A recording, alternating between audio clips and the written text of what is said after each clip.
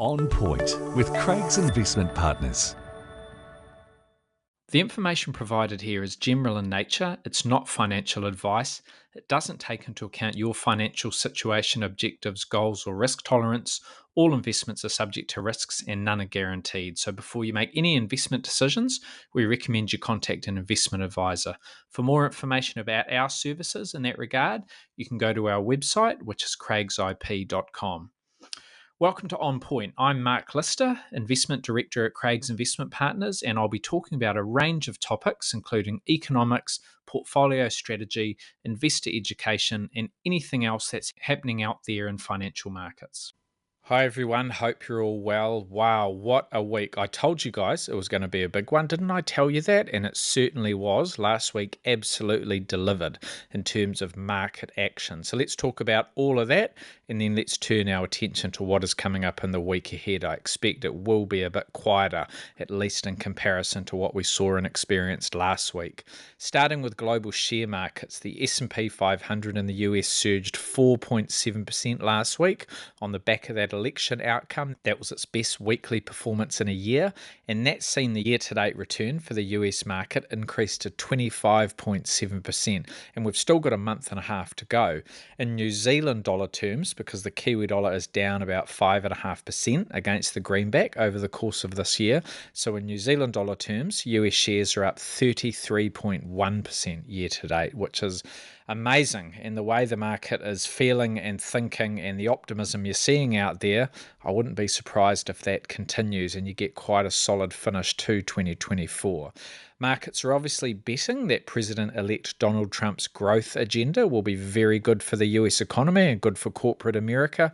The S&P hit its 50th record this year during the week, and it even topped 6,000 points during the Friday trading session. So I saw some figures from Bank of America that suggested US $20 billion flowed into equity funds, US equity funds that is, after Trump's victory. That's the most in 5 months, and it was small caps, smaller companies that were one of the biggest beneficiaries. I'm not going to dwell on the election. I didn't record an episode on it during the week. I was just too busy. On Thursday, what did I have to do on Thursday? Had to get up, fly to Wellington, then drive up to Carterton, beautiful place actually, talk to some clients up there, and then do the same but getting home on Friday. So I didn't have time to record a podcast episode, particularly amongst all of the media interviews that I had to do as well, because there was obviously a huge amount of media interest in the outcome of the US election.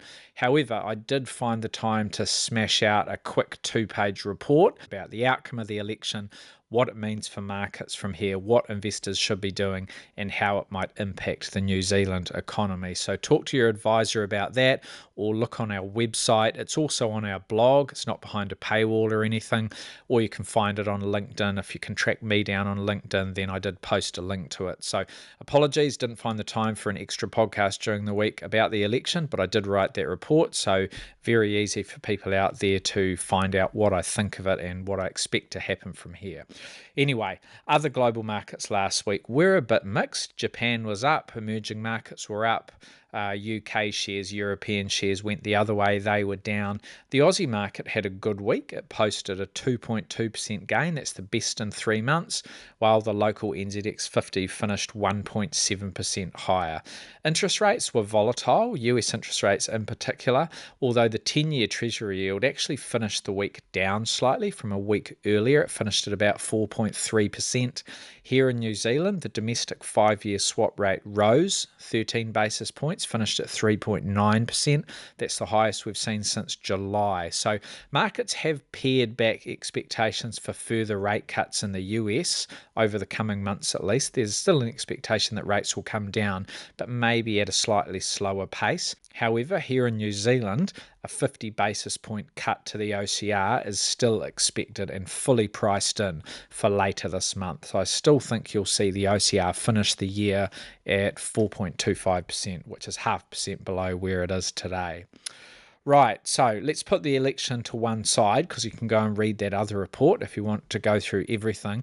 But aside from the election, we did have a couple of central bank meetings. We had the Federal Reserve that released its latest decision on Friday morning. As expected, it cut the Fed's funds rate by 0.25%. That takes the upper bound to 4.75%, same as the OCR here in New Zealand. That's the lowest since March 2023, and it's down from a peak of 5.5%. So as I said at the start, markets just have pared back expectations for how quickly the Fed will cut rates from here.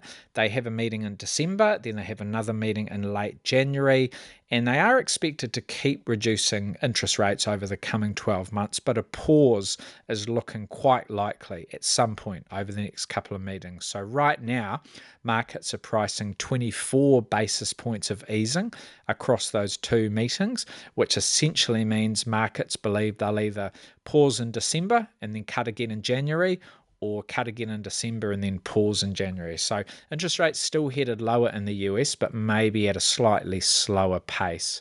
We also had central bank meetings in Australia and the UK last week too, so these were interesting.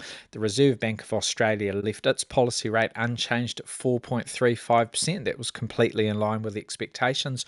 Australian inflation hasn't come down as much as the RBA would like, so they are likely to wait until next year before they start cutting interest rates.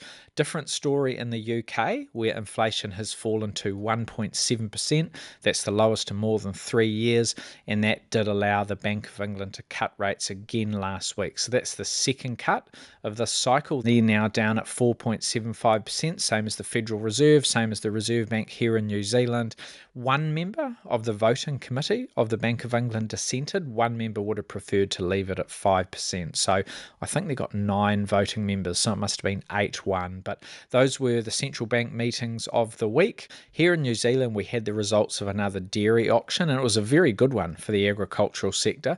The latest global dairy trade index rose 4.8%. That's the biggest gain that we've seen since August, and it means that prices are up almost 19% this year. So all products, aside from lactose, were up last week. Whole milk powder prices gained 4.4%. Skim milk powder was up 4%.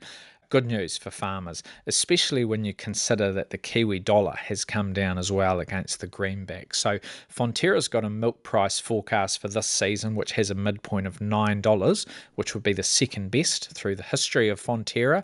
And with that recent strength in mind, combined with some currency weakness, there is potentially a bit of upside risk to that $9 if conditions remain good and strong as they have been. The other big piece of news last week in New Zealand was the unemployment rate, the labour force report for the September quarter. And this really did paint a mixed picture. On the face of it, it looked pretty good because the unemployment rate increased from 4.6% to 4.8%. And that wasn't as big an increase as people had expected. The Reserve Bank was expecting it to go up to 5%, as were the economists. And it still went up, but it only went up to 4.8%. So a smaller increase than expected. Looks very solid on the face of it. Looks like good news. However, employment actually fell during the quarter, and that was a bigger decline than people were expecting, so greater job losses. Now, the reason you get those contrasting figures was all down to the participation rate, which is the amount of people that are actually putting their hand up and wanting to be a part of the labour force. The participation rate fell, which suggests that people might have left the labour force, and they often do that because they've given up, job prospects don't look as strong, they think it's not actually worth looking for a job. So because of that supply of labour falling back, that flattered the unemployment rate and made it look better than it was. So even though you did get a rise, a lesser rise than expected, it wasn't all great news. I don't think it really changes the outlook dramatically for the Reserve Bank of New Zealand. They'll still cut interest rates in November, and I think we are due to get a new set of forecasts from the Reserve Bank at that meeting as well. So it'll be interesting to see where they see unemployment going from here, because they obviously expected to go up to 5. It didn't go up quite that much, but not for the right reasons. I'll be interested to see where they see unemployment going next year, because their previous forecast set saw unemployment peaking at, I think, 5.4% next year, which is still quite a big increase from where we're at today. So are they still that cautious and that downbeat, or have they changed their view? So that will be interesting. Right, turning to the week ahead, and it is another busy week coming up. It probably won't feel that way just in comparison to last week, but there's still plenty for investors to keep an eye on. In the US, it will be another holiday shortened week. It's the Veterans Day holiday on Monday. That means the bond markets will be closed on Monday. Equity markets still open, but bond markets closed, so it will be a little bit quieter. In terms of economic releases and other events, the latest inflation figures will be a clear highlight. We'll also get a speech from Fed Chair Jerome Powell. That will be interesting after last week's Fed meeting and with market expectations having moved around a little bit. Powell is speaking on Thursday in Dallas, Texas, home of the Dallas Cowboys, and he's talking about the economic outlook. We'll also get the Fed's SLOOS report on Tuesday. That's the Senior Loan Officer Survey, always very interesting. And we'll get the retail sales report for October on Friday. The highlight of those will be the CPI report. And the reason for that is that we have seen some signs that inflation is not falling as much as people hoped just lately. The corresponding CPI report for September was a little stronger than expected. Then that other report, the one the Fed watches more closely that I talk about, the PCE inflation report, that told a similar story too. So while inflation has come down a lot, it's largely been tamed. The Fed can't take its eyes off this completely. So for October, markets are expecting the headline to have risen 2.6% annually. That would actually be a 3-month high for headline CPI, and the core inflation measure is expected to have gone up by 3.3% on an annual basis. That's pretty much where it's been tracking for the previous 5 months. So that will be very much in focus. That is out on Wednesday night in the US. Here in New Zealand, there's a couple of things to watch. We'll get the RBNZ survey of expectations. That will be out on Monday afternoon, 3 p.m, I think it is. Look, this isn't super relevant. It's a survey that business leaders and economists fill out. So it's an important way of monitoring how they see inflation expectations developing. Arguably not as important as how consumers out there more generally are feeling and what they're expecting. But nonetheless, the market will be interested in seeing if this is continuing to go in the right direction. It certainly has over the last quarter or two. So one would think that there'll be more comforting news in this survey for the Reserve Bank. We should also get a housing market report from the Real Estate Institute this week covering the month of October. I'm not sure what day this will be out. It could be Thursday or thereabouts.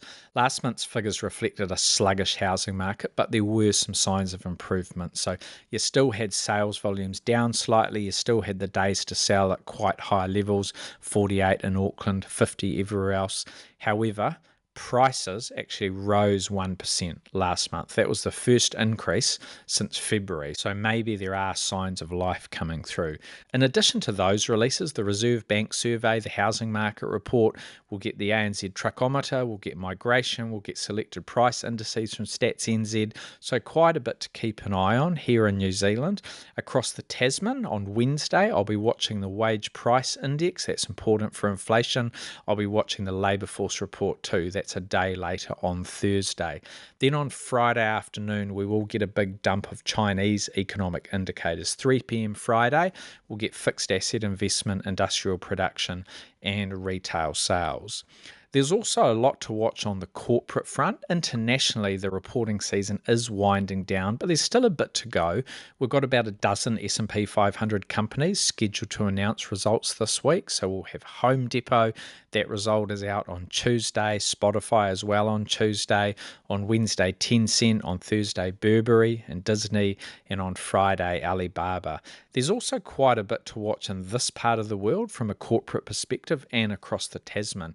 Here in New Zealand, we'll have earnings releases from Goodman Property on Wednesday and Mainfreight as well on Wednesday. That is a big one. Very high profile, widely owned business. Mainfreight reporting on Wednesday.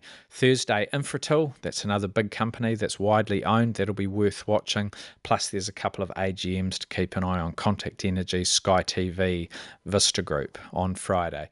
Across the Tasman, a result from Aristocrat. That is on Wednesday.